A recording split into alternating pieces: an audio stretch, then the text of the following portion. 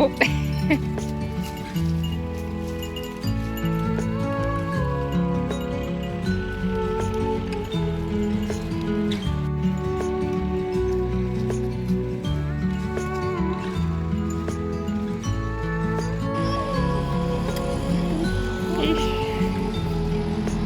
Stinky business.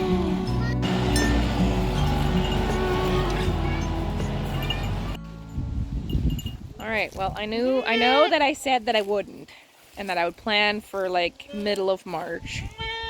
But if I were to breed a doe today, due date would be February 9th. So I mean, it's only like a month early, right?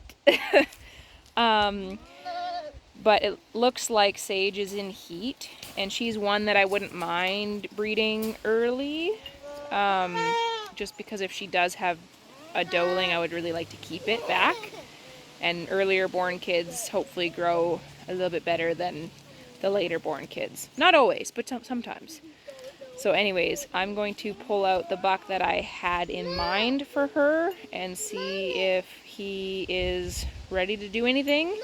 It's one of my juniors, little Mr. Henry right here. So I'm not really sure how this is going to go, if he's going to be able to get her done or not. What, honey? So Sage is this one. When I looked out my kitchen window, she was the only one standing over here looking at the bucks and flagging her tail. So just whipping her tail around. So we're going to see if that is the case, if she's actually interested. And we'll see if my little junior boy gets it in his head to figure it out. And this is why you plan 2 years in advance, because look at the size difference, right?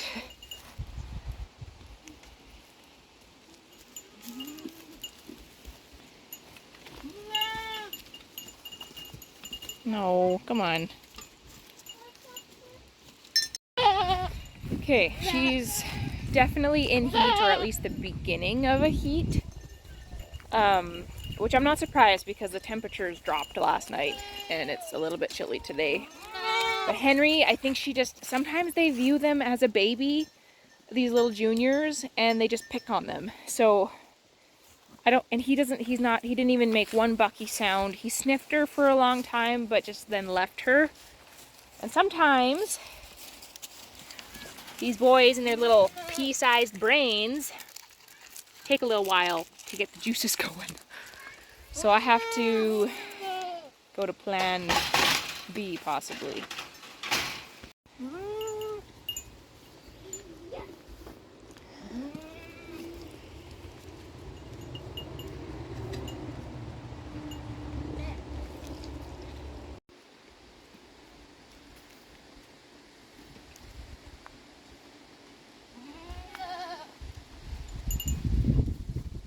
What are you doing?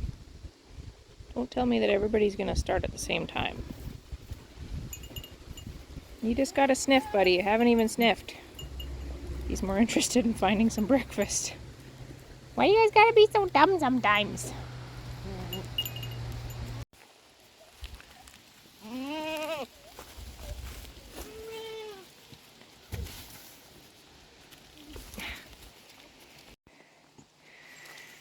And this is why junior bucks suck sometimes. Nothing. Because they don't get it. Like, he's not even interested. She's obviously in heat. And I'm sorry, this might be TMI, but I rubbed his face in her rear end and still nothing. He's like, "Oh, leaves, yummy leaves. Look at the leaves." Meanwhile, oh my word.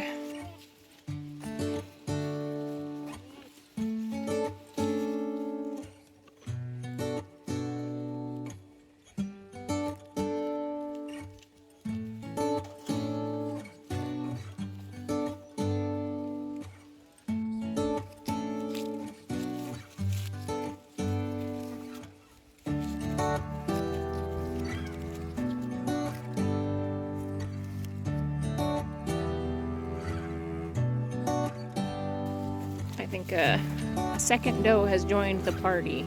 I think Willow's going into heat as well. Yep. Really? Really? My goodness. Yeah.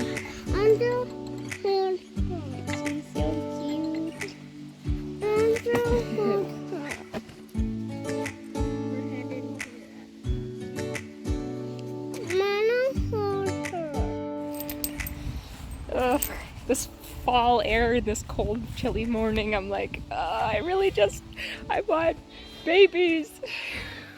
I'm pretty sure Willow's in heat as well. She was very, very interested in Denny.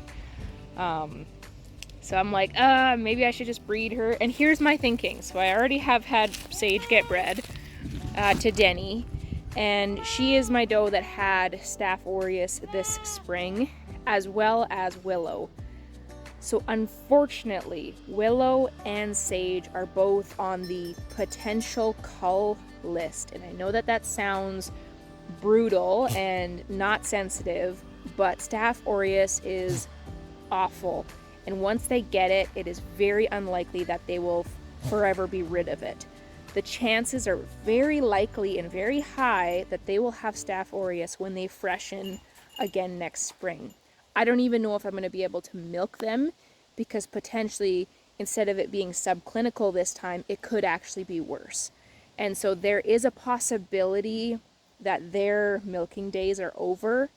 And I mean, potentially I could find them a pet home or a brood home. Again, we'll cross that bridge when we get to it as well. But this is kind of my potentially last chance to get doe kids to retain out of them. And I would like to have them born earlier rather than later, so that they have the most chance to be able to grow, and then potentially could even breed them so that they can kid at like 14 to 16 months of age, versus waiting an additional year and waiting until they're 2 years old before they kid for the first time. So that being said, I'm kind of tempted to breed Willow today as well, if she is actually in heat. And I think she is just starting. Yeah, like I said, with this cold weather front coming in and the weather changing can oftentimes bring does into heat. And they often go into heat in multiples. Not always, but sometimes.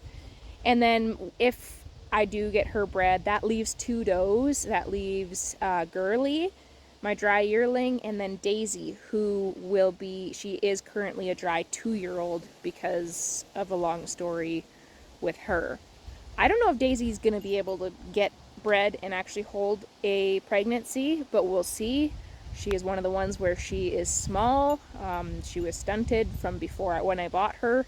She is full sisters to Willow here. Potentially we will look at doing a June kidding with some of my juniors, but they have to make weight by like January, February-ish, because their gestation is about 5 months. So if none of them hit weight, like minimum weight and rump width, then I'm not going to be able to breed them either. That's kind of what I'm thinking at this point. None of my juniors are big enough to be bred right now, so I'm not even considering that. I don't know. We'll see. I'm just spitballing and chatting and ranting a little bit about things that I consider and all of the different aspects of this journey with raising and breeding goats, because I have to think long term. I can't just think about now. I have to think about the benefits long term. I think that's a yes.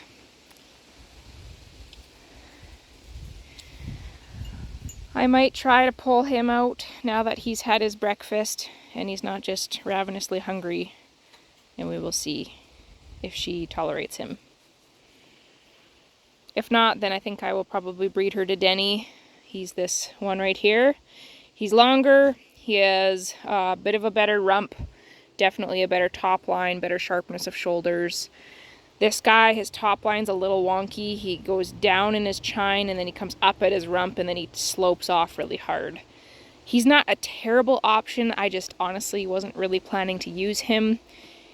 He's nearing his end on our farm. I'm just not overly impressed with a few different things, but anyways, she's kind of silently excited about boyfriends.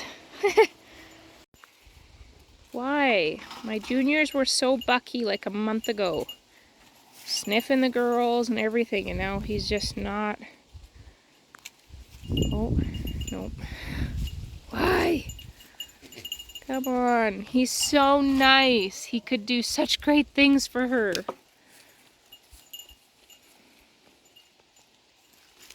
Where you going?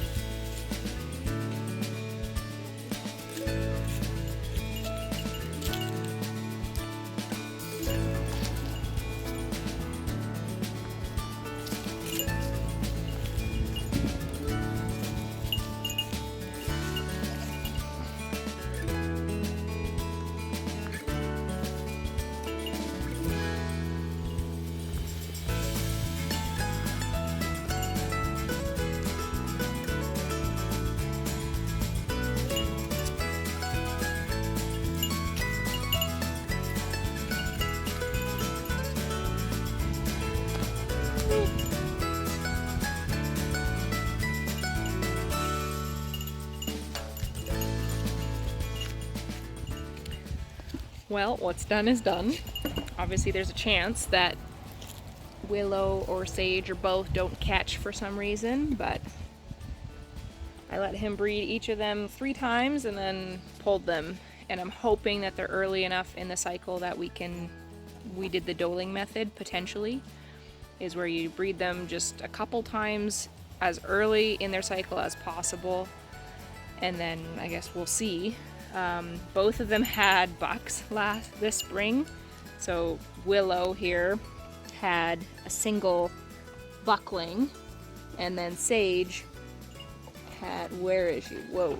Sage had twin bucklings. And so I'm really, really hoping that I get some dolings out of my girls, because it's awfully hard to gain any traction in your herd if you can't produce some homegrown kids.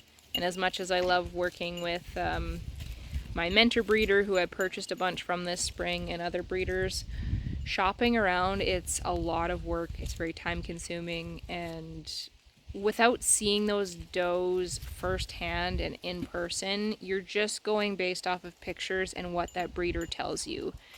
And not every breeder is honest. And so I really, really struggle with trying to expand my genetics if you can't really trust the breeders. There's a few that I do trust, obviously, and that's why I've purchased from them, but I also took a few risks this spring, and I don't love doing that, but sometimes you have to take risks in order to get anywhere. So Mr. Denny here has done his job this morning, much to Grant's chagrin, I think. He's very sad over there that he didn't get any action, but I have so much hesitancy using him because he doesn't have very good Roman character. He is very much a flat face. Not enough to be disqualified for the Nubian breed, but enough where it's like even some of his kids were a little bit more flat-faced, and you want to see that nice Roman nose that Denny so nicely has. Hey buddy, you show off your Nubian character? No, he's gone. He's so sweet. All of my boys so far have really, really nice temperaments, so I don't have any concerns there. And most of my girls have really good temperaments as well. Obviously Sage is a little bit wild just because she was dam raised, but her kids this spring were super friendly because I bottle raised them. But yeah, hopefully we get some doe kids in the spring to retain. So Denny has now bred Rose. She's this girl right here, and then Sage, my cherry red, and then Willow as well. So we will see if we get any girlies out of the deal. It would be super nice, right? My sweet girl. And I was talking about how I would cull her and stuff, but honestly, Willow would be the hardest doe to cull because she was my first Nubian ever. And I just love her, and she's so sweet. So I don't know, maybe she would just go into the retiree pen and she would just get to live out her life. I don't know. I feel like every farm needs one of those. I just don't want to fill up those spots too fast, if you know what I mean. Because they still eat food and they still need care. And yeah. Yeah, but you're a sweetie. You're a sweetie. So we will see. We'll see what shakes out for the rest of the year. We'll see what Girly and Daisy do. Hey? Are your two friends going to go into heat soon too? That'll be my luck, I'm sure. I would actually like to send them all back out to pasture here soon. It's been over a week since it was spot sprayed, so it's not like the whole pasture was sprayed. It was just a few areas on my parents' pasture that was sprayed. So I think it would be safe to put them back out there, and they could eat a whole bunch of the leaves that fall. They could keep munching on bark and grass. There's tons of grass still on there. And so I'm tempted to kick them all out. But I mean, they were here and 2 of them went into heat. So I'm like, if they were at my parents', I wouldn't have known. And I could have just left it. But they were here. And I'm like, ugh. If they're at my parents' for another few weeks, then that just pushes me that much closer to middle of March, which is when I had originally planned to do my kidding season. But plans change and we have to be okay with that. And I'm prepared for all of the woes that come with winter kidding. And I do have a nice shed on the way. I just have to arrange transport for it. It's a 10 by 20 shed, and I'm hoping that I can use that as potentially kidding stalls. But I do have the one big kidding stall in our barn currently, but we'll probably set it up back here maybe. And whether or not that's just an extended area for the kids to be able to run around while they're being bottle raised, I'm not quite sure, but it'll be nice to have a bit of extra room. Yeah, and we'll just leave it there and see how the rest of things go.